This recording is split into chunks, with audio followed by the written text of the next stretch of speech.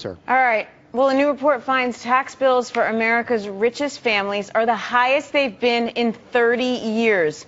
But the rest of America is paying tax rates close to historical lows.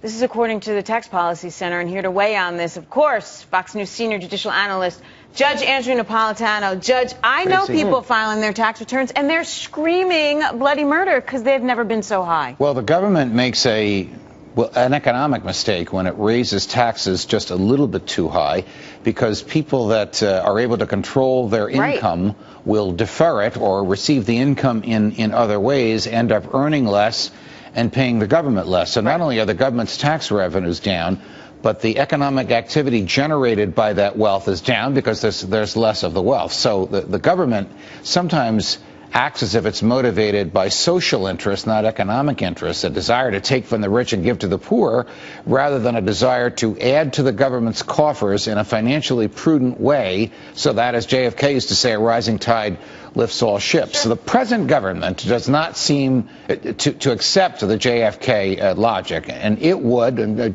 Vice President Biden says this all the time, rather take from the rich to give to the poor because they have enough money anyway. They just don't understand the sort of basic economics 101, really, literally 101 level of analysis. Backfiring.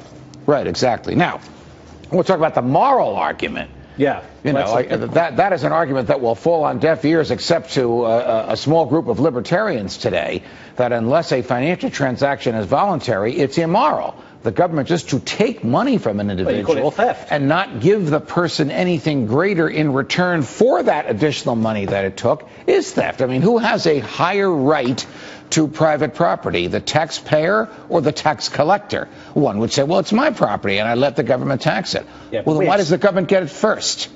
Yeah, well, we expect so much of the federal government, don't we? We expect more from the federal government than the founders dreamed, far more from the federal government than the government can afford, infinitely more from the federal government than the Constitution authorizes.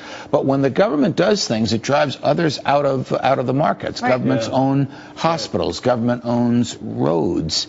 It drives out of the marketplace people who could do these things far more efficiently and less costly than government. But the whole thing government backfires. owns so many schools. The whole thing backfires, to your point. The wealthy control their money. They try to get it overseas. They do whatever they got to do, right? The lower income, thanks to the earned income tax credit, barely pay anything. So it's the middle class that shoulders the burden of this. Well, and you have I know this is the third rail, but I'm going to address it anyway, the increasingly larger and larger percentage of people in America who receive either a salary or a portion of their subsistence from the government. They have a natural interest in big government, in keeping in the government people who will promise them the bigger piece of the pie. What happens when there's no pie to cut up? They're going to be hungry. They are going to be hungry.